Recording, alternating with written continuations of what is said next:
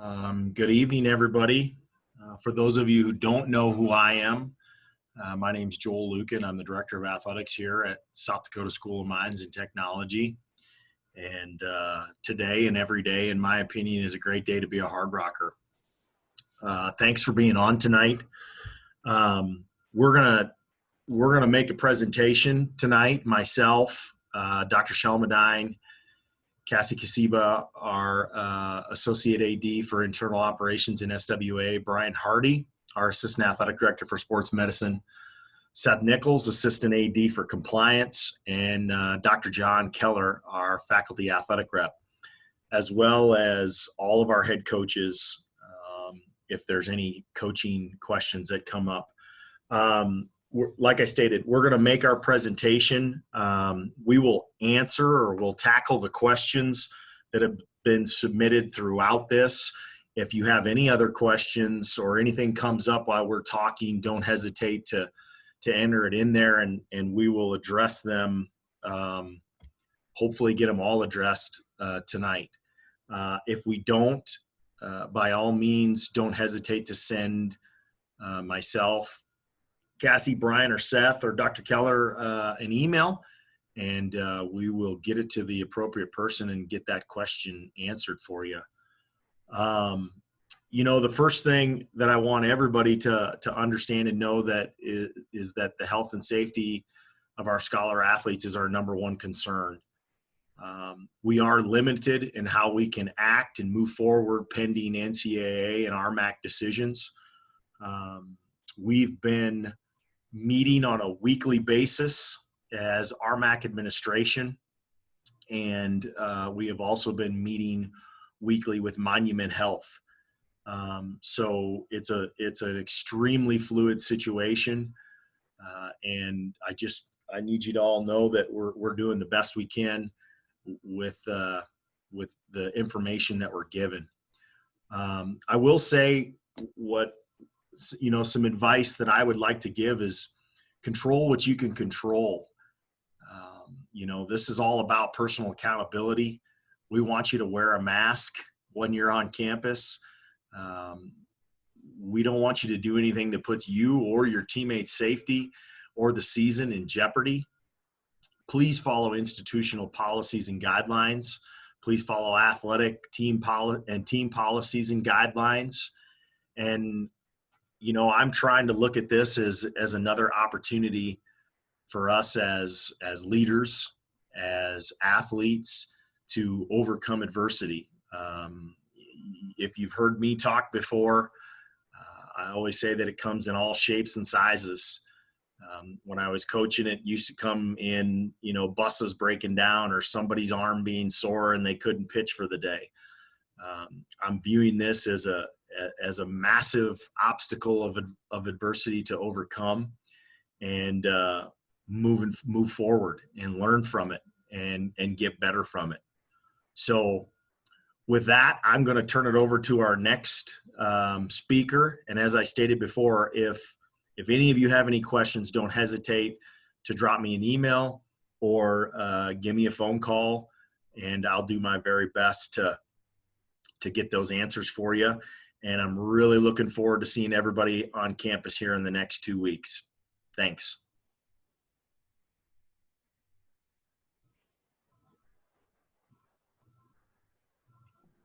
All right, Dr. Shelmadine.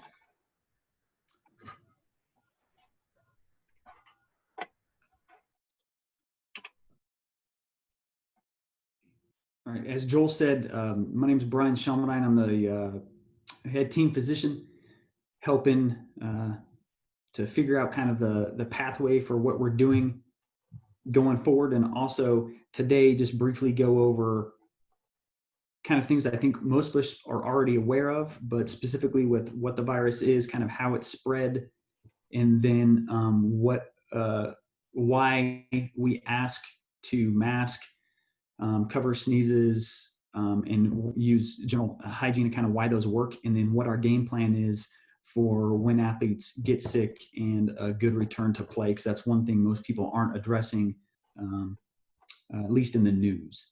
So first, I apologize, Dr. Shulman. Here we go. I just got Okay. it. Having some technical difficulties. That's all right. The first thing that you should see is essentially a basic graphic talking about kind of the COVID-19 itself. It is largely an airborne kind of illness that is spread through the aerosols and droplets. And this is kind of, as we get to the next thing, why our preventive measures for public health, general public health measures actually work. The smaller, if you go back to that, still on that graphic, the smaller aerosolized droplets that are less than 10 micrometers small they drop pretty quickly. Cough is relatively 10 meters per second, and a sneeze is a much larger velocity. This also gets into play when people exercise. You get a larger, it's kind of closer to a sneeze as far as how fast they come out and the distance that they travel, but the larger droplets actually travel further, so the smaller things drop pretty quickly, which is why we can use masks to effectively protect each other. If we go to the next slide, we'll see a little bit of a graphic on the bottom right-hand side that talks about the size and masking, and then the upper left-hand graphic talks about why washing our hands works. Essentially, this virus has a lipid layer around it that kind of protects it. Soap molecules actually disturb this and break it up, because the soap molecules have an end that like water and an end that do not. And when we wash our hands, those soap molecules, the sides that don't like water, kind of work their way into this lipid layer around the virus and then break it up and effectively dismantle it. And then those same molecules of soap actually form little balls or micelles around that molecule and then wash it away, which is why hand washing is effective. Face coverings, studies have been shown that yes, N95s and those type of things are effective and if we're in the hospital and doing surgical type stuff and seeing patients that are infected, that's what we want to use. But studies have also come out and shown that multi-layered masking can be effective also. And this is largely due to the particle sizes themselves. If you look on the lower right-hand side of the screen, it gives an idea of kind of the relative size of things. So the reason we can still breathe, most of us we can breathe and not have problems oxygenating with a mask, is because oxygen molecules are much smaller than the virus itself. The virus itself is roughly 120 nanometers in size, so much smaller than say bacteria or cancer cells, or and in this case a period or a tennis ball, but much larger than oxygen. So we can continue to breathe effectively with a mask on and be protected. And then the masks between two people can help us minimize the spread also, which is why it's important to keep physical distancing less than 6 feet or more than 6 feet, and then other personal protective equipment, which medical providers and team personnel will be wearing when dealing with the student athletes. We can go to the next slide. So essentially talking about COVID-19 and some of the things we'll be screening for, which Brian Hardy will discuss here in a minute, are the screening questions that you're kind of seeing if you're walking into stores that have, or at work, that have the typical questions. Do you have cough? You have shortness of breath, sore throat, fever and chills. We call a fever of 100.4 or greater, and then loss of taste or smell, muscle or body aches. It's very similar to the flu in that regard. Headaches, congestion or runny nose, nausea, diarrhea. As you can see, that this virus can impact multiple, if not all, body systems, including the skin. So it can present in many different ways, and there are things we have to kind of take a look at. But those are our screening symptoms. And then with our questions, and then we screen with a thermometer also. We can go to the next slide. when we talk about players that end up, or student athletes that end up being positive for COVID or having symptoms, what ends up occurring is once you have symptoms in our system or the fever, and we direct you towards the Monument Health system to actually get tested, then if that test is positive, or you just have an onset of symptoms in general, even if it's negative, then we are required, what we look at is 10 days of symptoms from symptom onset, at least 24 hours of no fever without having to take Tylenol, ibuprofen, or something like that, and an improvement of symptoms. At that point in time, that will trigger an exam and follow up with me and or one of our other team physicians to talk to you, talk to the student athlete, see how they're doing, and then decide what is the next step. Because this can impact so many different systems, a physical exam is required, and we will, from that point in time, decide whether we need additional testing. The additional testing will largely happen in people that have moderate illness or worse, for the most part, that are kind of flu-like illnesses and fever. The mild illnesses may not necessarily trigger additional testing unless there is something on physical exam or history that makes us concerned. Of concern for us are largely cardiac symptoms and pulmonary symptoms. If you've been watching the news recently, one of the things we are most concerned about is something called myocarditis. Eduardo Rodriguez, which is a pitcher for the Red Sox, is now out for the remainder of the season because he has post-COVID cardiac issues with something called myocarditis. And so that is one of the things we're really looking for, as well as pulmonary function issues after the injection, because those are two things that really impact the ability to exercise, as well as the ability to, or the sometimes having cardiac events or pulmonary events with exercise. So if your student athlete has any sign or symptom that we're concerned with on a physical exam, or has a moderate to severe illness, then we may trigger an EKG, as well as possibly high sensitivity troponin to check for the issues with heart, and then possibly repeat chest x-ray if they've had one, or just a chest x-ray to see if there's any pulmonary function stuff going on, as well as possibly pulmonary function test. After that's done, whether you had no testing done or had the testing and then we've had follow-up, there is a graduated return to play protocol that, if you're familiar with concussions, it's actually similar to that. What we will do is it'll be overseen medically, and after they've had 10 days of rest and are symptom-free, we will start limited activities such as walking and jogging, light jogging, at less than 70% of their predicted heart rate for roughly 15 minutes or less. The whole point is to increase the heart rate and see if we're triggering any signs and symptoms, and see how the athlete handles it, the student athlete handles it.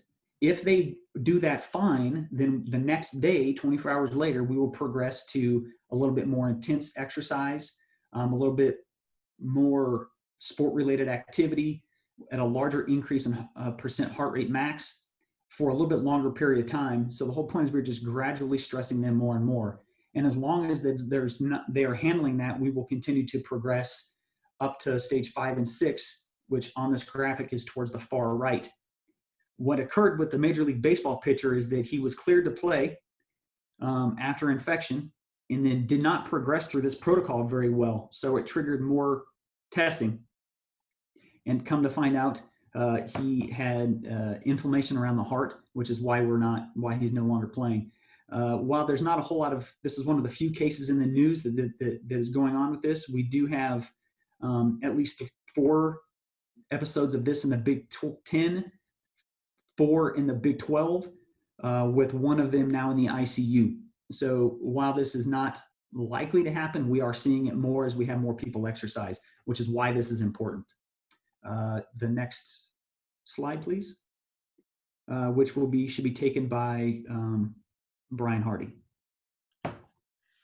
Well, I echo what everybody else said. Welcome for being here this evening. I'm looking through the attendees list and see a lot of names that I recognize. So obviously this is a fluid situation that we're working in.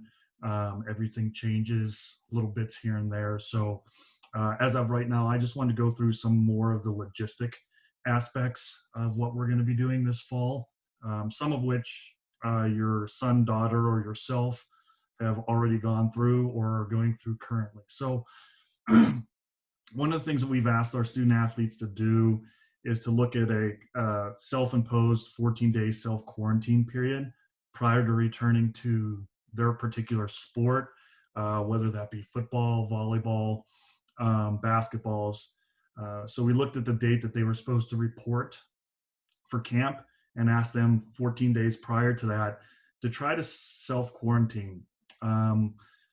A lot of questions came up. What does that mean? So I've included some little things on here that were sent to the student athletes about what that means. So, the do's and don'ts, so to speak. Don't invite friends or visitors over to the house frequently. Don't leave your house unless it's absolutely necessary to try to cut down on exposures or risk in your communities. Some of them are on internships and co-ops, so they still have to go to work, but have them understand and have the co-ops understand that they're trying to do this to try to see if they can make a safer work environment or space for them. If you're sharing a house, an apartment, don't, share utensils, try to be very clean, and then all the general things that the CDC and all the medical professionals are telling us to do at this point in time. Use soap or water, to wash your hands for longer than 20 seconds, hand sanitizer, disinfect surfaces, especially electronics if you're using them consistently. Avoid others in the household the best you can, and then keep your hands away from your face. So we're asking our athletes while they're going through this process to also fill out daily symptom screen questions, which actually just changed yesterday. Again, we added a couple things that the NCAA has put on their symptom screens, which they can do via cell phone, computer, any of those type of things. Fill that out. If there's an answer yes to a question, typically they receive an email from me asking, is that something new or is it something that they consistently see, whether it's seasonal flu or seasonal allergies or things like that. So we've asked them to do that. I know the last group of student athletes that were basketball and track and field and golf were sent the reminders to start their 14-day quarantine starting tomorrow, which is technically 14 days before the start of school. So that's one of the things that we're trying to do to be preemptive with athletes coming in from different states in the union, coming from different areas with different infection rates and all of those type of situations. Cassie, can you flip that next, or can I do it? So once they get here, we will continue to do the daily symptom screens. So that is going to be a daily thing that our student athletes are going to need to be consistent with. Once again, those daily symptom screens are done via technology, so smartphone, computer. We are also sending out daily reminders to complete those symptom screens. Those reminders, because I've logged in as a student athlete just to see when they go out, are typically going out between 3:30 and 4 o'clock in the morning. So when I wake up in the morning, I have a text message with a link that I can just click, and it takes me directly to the daily symptoms screenings. Along with that, we will be doing temperature checks on a daily basis. Minimally, we're going to look at, as student athletes come into the athletic training room for treatments, as well as coming into the athletic or sports performance areas for their strength and conditioning workouts. We are currently working with the coaching staffs to figure out what their practice kind of looks like and figure out logistics associated with doing a pre-practice temperature check as well by one of our athletic training staff.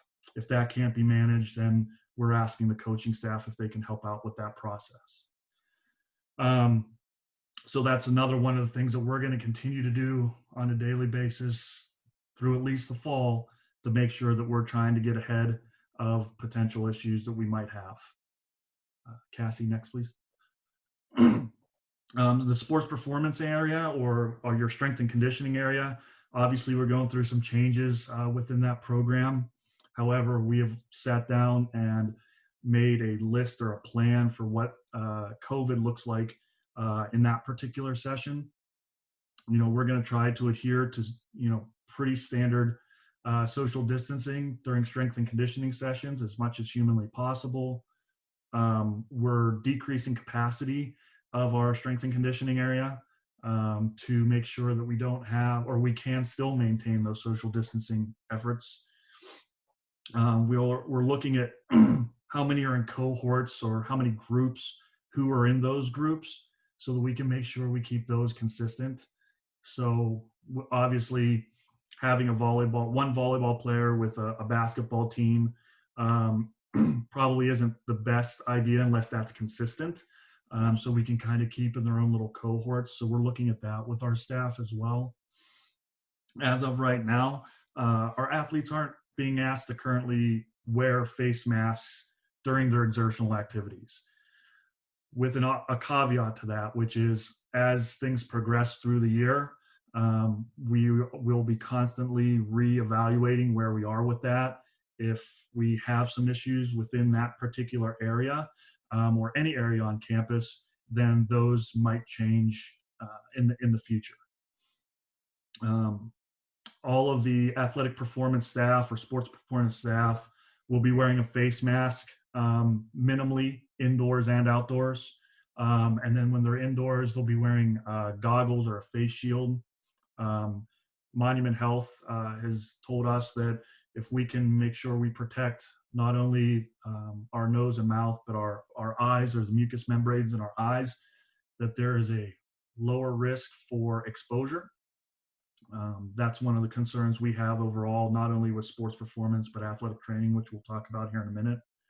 And then we have a cleaning plan in place to make sure we clean in between individual uses, especially bars, dumbbells, any of that equipment that our student athletes will come in contact with, as well as an overall cleaning process for end of the day, wiping down equipment and making sure that we're doing what we need to do to keep that area as clean as possible. Athletic training, one of the concerns we had right away was how do we make sure that we don't have potentially our 4 athletic trainers in an athletic training room with a potential positive COVID patient or athlete without us knowing. And next thing you know, all 4 staff members would potentially be asked to self-quarantine for 14 days. And from a medical standpoint, we would have restricted access to athletic trainers covering practices, doing rehab, all of those type of things. So with that in mind, the biggest challenge we have is scheduling. So we're only allowing 2 athletic trainers and 2 athletes in our athletic training room at one time. Normally that's not the case at certain times of the year. So we're going to have to really stretch out what our schedule looks like to try to accommodate for the needs that we have for our student athletes. These will be done by appointment only. A lot of institutions are going to this for the first time ever. We've been lucky that we've been utilizing this over the last 4 or 5 years. So it shouldn't be anything new to returning student athletes. And it's something that we can help facilitate with our new or incoming athletes. Once again, the athletic trainers will be in surgical masks, some type of goggles and or face shield while they're in the athletic training room. We're asking our student athletes to be masked at that time as well. And we'll try to keep us social distancing as much as possible. However, the nature of what we do in the athletic training room doesn't lend to that very well. So we'll make sure that everybody in that facility or that area is protected from each other and themselves. And once again, cleaning. We'll be scheduling at least 5 minutes in between appointments so that we can make sure that we clean all the equipment that an individual might have used, so that the next individual doesn't have a high touch unclean area. And then we'll do probably 1 or 2 30-minute shutdowns just to do deep cleansing within the facility itself.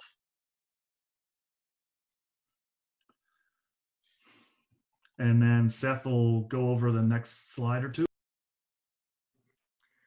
Good evening, everyone, and welcome. My name is Seth Nichols, and I'm the Assistant Athletic Director of Compliance here at South Dakota Mines. And what I'm going to briefly go over is just a piece of legislation that was handed down about a week and a half ago that wasn't included in our online student athlete orientation. And that's a piece of information regarding triggering a season of competition.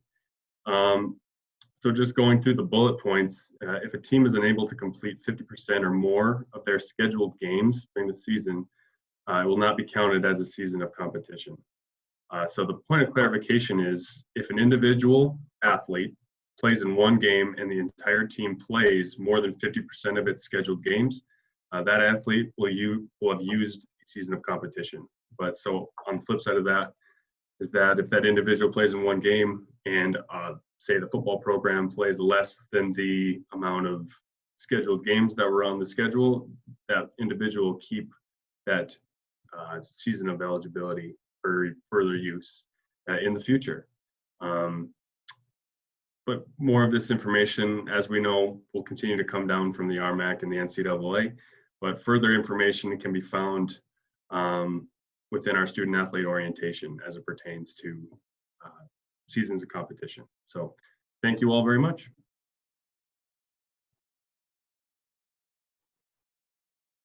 All right, we've had a few individuals asking about game days and what that looks like, and will fans be allowed? And so just sharing some basic information with you all on those items. Again, in a fluid situation, as it stands now, there will be pass lists for home competitions at which your student athletes will be allowed to submit a limited number of names roughly 24 hours prior to that competition.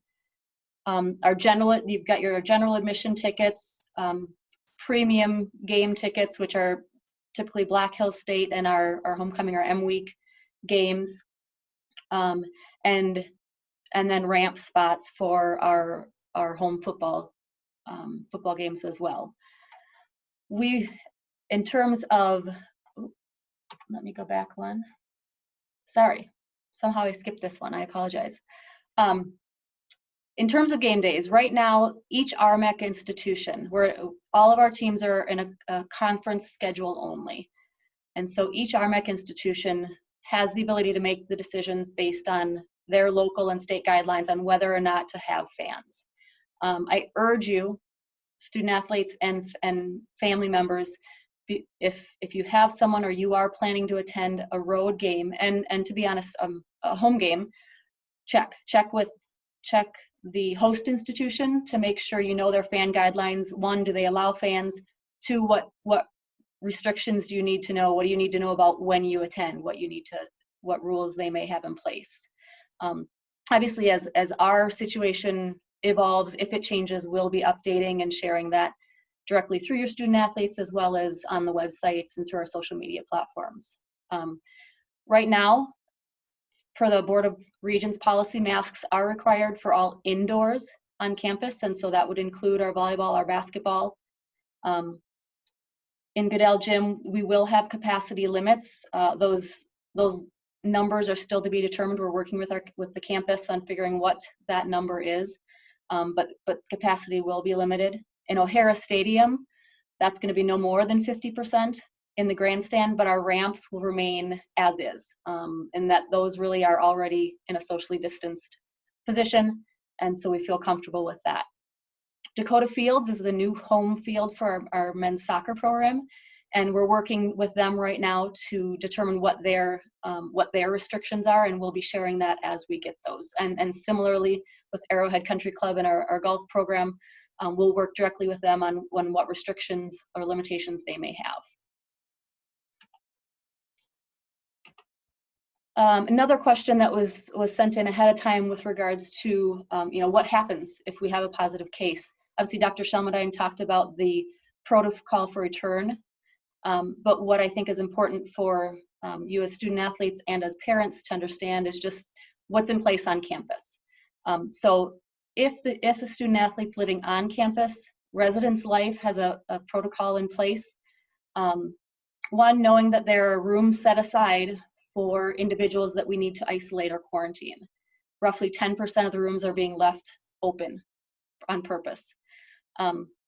In that instance, the staff in Residence Life will coordinate meal delivery, trash disposal, laundry services, and do any essential shopping that they may need for that 10 to 14 or whatever that quarantine period ends up being for them. If you're involved in a fraternity or sorority with residences, they are working in conjunction with the campuses as well to come up with similar protocol. For those living off campus, as our coaches and administration are going to work with the individual, with the student athlete, to follow these similar guidelines and make sure that they're taken care of. And this is all based on a student athlete feeling like they cannot go home or do not want to go home, and that for a number of reasons. So just know that you will have options here, and people will be prepared and ready to assist in the instance that there's a positive case. Dr. Keller, if you wouldn't mind jumping in here. Yes, John Keller. I'm the faculty athletic representative. I've been on the faculty at the School of Mines for 30 years. It looks like I've got a train by, some people have dogs, I have a train. You can see the different course offerings on the slide. And these were offered as part of a round table like this for the faculty, for the students and the parents. And so we've been very adaptable in how we're going to offer classes. There are some that are completely online, asynchronous with the students, or synchronous where the students are required to meet at a prescribed time. We've taken our classrooms and set them up so there is the 6-foot rule, which greatly reduces a number of students that can be in a classroom at any time.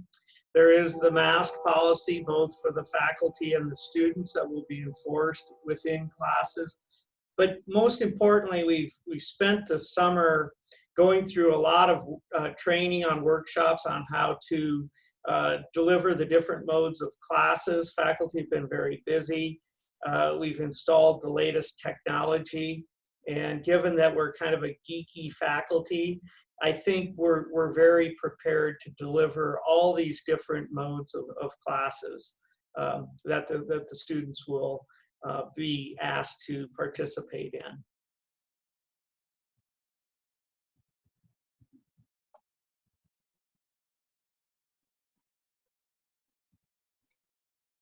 Thank you, Dr. Keller.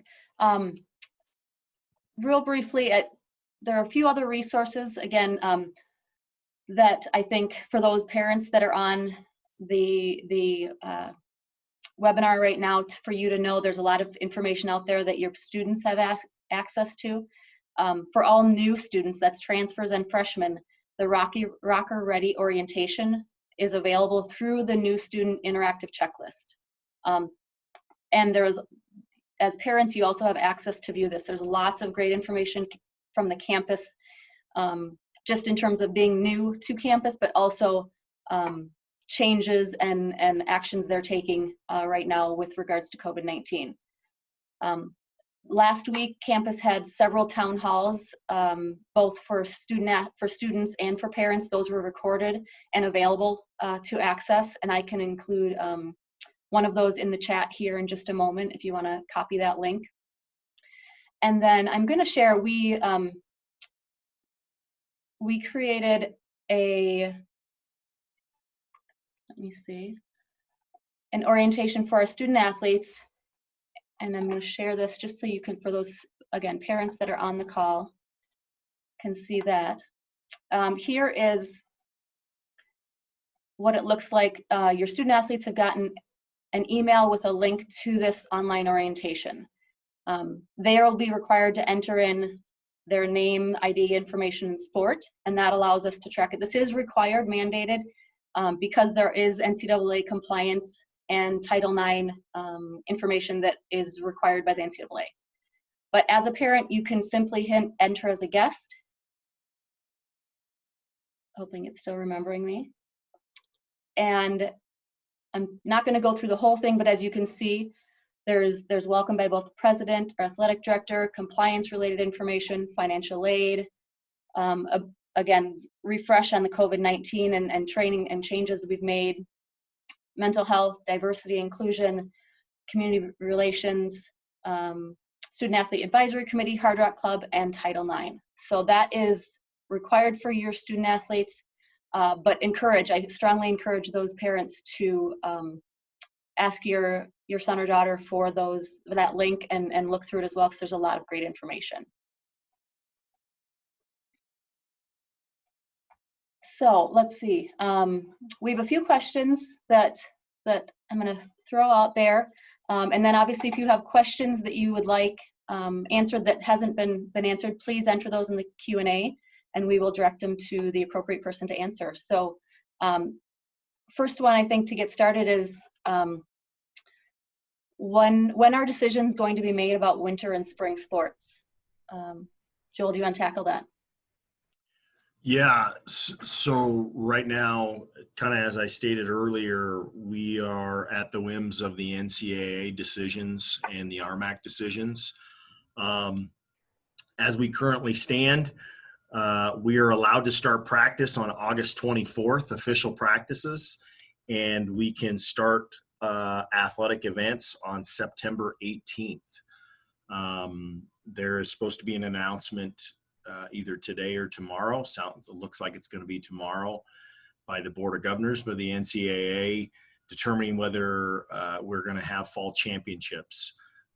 There's been numerous avenues that have been thrown out, pushing back the start of fall, which is what we've done, canceling, which is really what we do not want to do, moving everything to the spring, moving up what they call low risk, or moving forward with low risk sports, and possibly even moving some championships. So as much as I use the terminology, I don't like it, it's still extremely very fluid. And we can have a meeting on Monday, and by Wednesday afternoon, we can have a completely different scenario that we're trying to plan for and make an evaluation for. I do want to take a minute and really thank Dr. Shelmadine, Brian Hardy, Seth, Cassie, Dr. Keller, our coaching staff. These individuals have been working countless hours to get policies ready, to adjust what they've written the day before, and are really, I truly 100% believe, working for your sons and daughters and you all to get back here. And hopefully we're gonna be able to provide the best student athlete experience that we can, given our situation. Related to that, Joel, if a season is started and canceled partway through, will it continue in the spring? We don't know that yet. We really don't. That has been thrown out there, but at this point in time, I don't have a good solid answer for you. In terms of practices, and I think, Brian, you've been working real closely with the coaches, I know. If we're practicing outside, can we practice as a team? Will we be doing small groups? And I guess inside as well? Yeah, I think the takeaway from this is we've been talking about this for a while now, mitigating risk. You know, obviously we don't want 102 football players to be within 10 yards of one another for 2.5-hour practice. But yet we also know that it's not feasible to only do groups of 10 to be able to come together and actually potentially compete this fall. So with that being said, we are looking at every possible way to mitigate that risk and decrease those amounts of exposures across the board. When it comes specifically to practices, we have some things that we want to do that we understand are going to help us. Can we mitigate all the risk whatsoever and still participate in athletics as we know it? And I think I'll speak for myself, but I think everybody that I've worked with on this panel, I would say the answer to that is no. There's no way we can mitigate every possible risk and still compete in athletics as we knew it or as it's supposed to be played in. So outside, we're going to do the best we can to keep those large groups down to a minimum as much as possible. Indoors, we're going to keep those smaller groups, but close together, looking at time frames. So, don't have them all in a small area for large amounts of time. So once again, looking at how we can mitigate the risk and mitigate the opportunity for an exposure. Dr. Shelmadine, do you have anything else to say about that? No, other than to say that I think it is feasible to have a practice and to go forward where we minimize risk and mitigate risk, but to eliminate it completely is just not really a feasible thing. But I think by following the game plan that we have, this panel has laid out and the coaches are working on, that we can have a successful season. It's just going to depend on all of us doing our part, which means wearing our masks when asked, washing our hands, keeping physically distanced, and honestly, not going out and partying. Of all the outbreaks I know of, talking to other team physicians in the Division I place or teams, that has been the problem. I know of one, in fact, last week that they tested on a Wednesday. Everyone was negative. On a Friday night, a quarterback threw a party. By the next Wednesday, 26 people were ill, tested positive, and one was heading to the hospital. So if we all do our part, we can have a successful season, I think.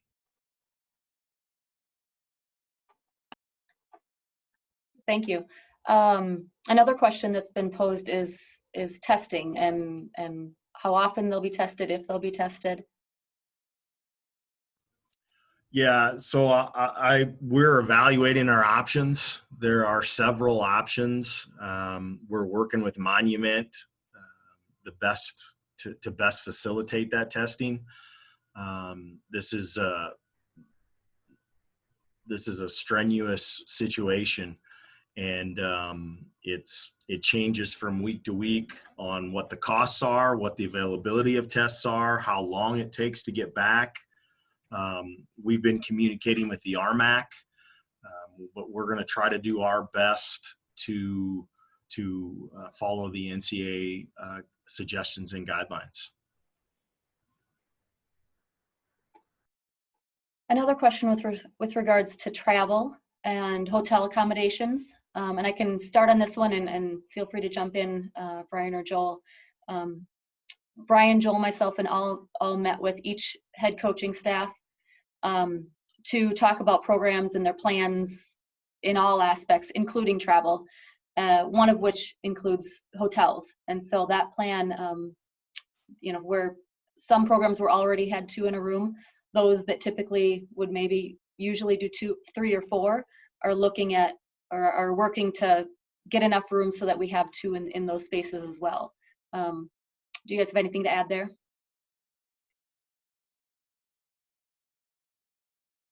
Okay.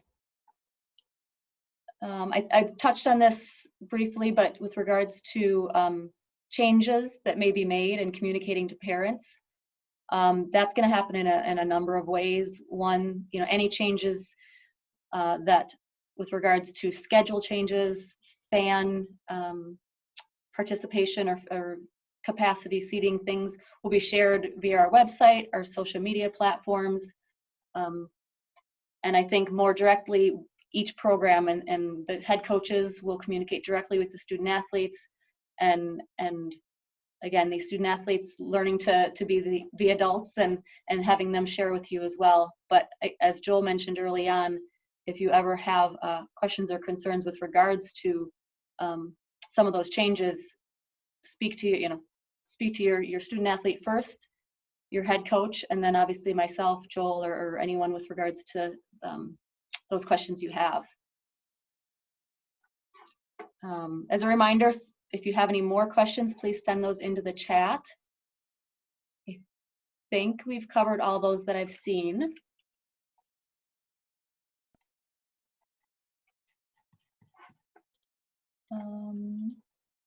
Cassie, how about, did we do the RMAC schools? Joel, were you going to speak to that a little bit? Got to get myself off mute here first. Yes, I was just kind of writing down a note here. Patience is going to be critical through this whole thing. And I am not a patient individual. I'll just share that with all 42 attendees right here, right now. Some of you know that, but it's going to be critical moving forward. Each institution is in its own situation. You know, the state of New Mexico is not operating like the state of South Dakota. They've got a 14-day quarantine. We're acting a little different than even the state of Colorado. But each institution is going to have to factor in what county they're in, what city they're in, and what those policies and guidelines are. So theoretically, arbitrary school, if we're taking a trip down to MSU Metro, there might not be fans allowed at those games. You may be asked to dress and meet your athletic training needs in your hotel rooms or on your bus. So I used to say it like this to my baseball athletes: you've got to be like lunch meat. You got to be ready to go at all times, and patience is going to be critical for that. I wish we had a blanket. This is how we're all going to operate. But that's not the case.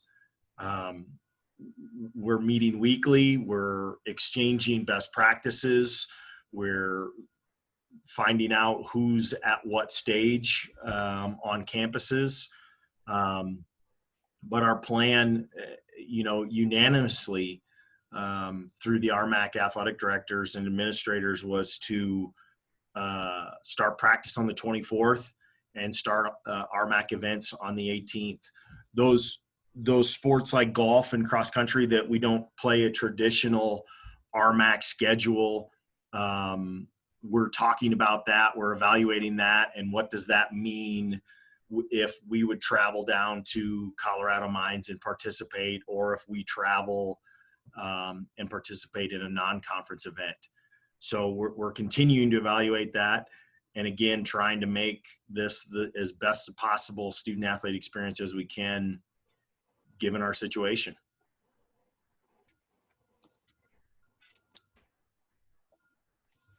I also want to put a plug in, because I've been saying this throughout this from way back in March. I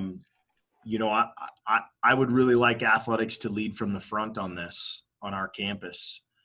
I want you all to wear a mask when you're on campus. I want you to follow our institutional policies and guidelines. Right now, our campus is at level 3, which means we're going to be wearing a mask when we're indoors. You can find all this information on our website in the facts. It's a little red bullets at the top of the page. You can click on it and find all of this information. If you need help, again, email myself, Cassie, Seth, Brian, Dr. Keller. We're here to help. But I want to lead from the front, and I want people on campus to point to athletics as a beacon of positiveness for this, and for, kind of taking it from the front.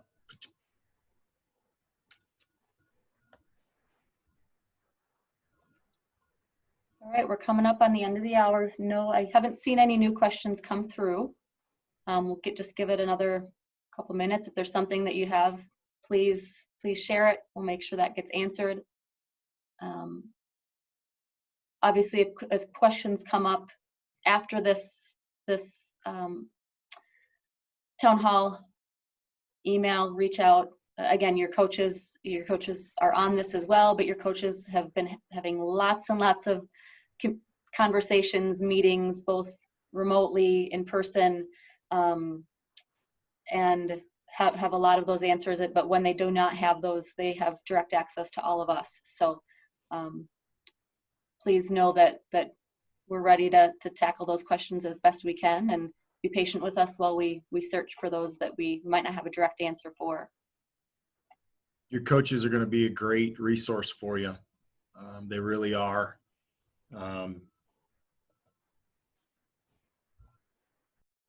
Okay, well, I haven't seen anything come through for a while, so again, thank you everybody for attending tonight. And we have recorded this, and so if you have friends that were unable to attend, parents, whether that's parents or student athletes, please let them know. We can share that recorded version for them. And otherwise, we look forward to seeing everybody. Joel? Thanks. Today and every day is a great day to be a Hardrocker. We'll see everybody here in 2 weeks. Have a good night. Stay safe.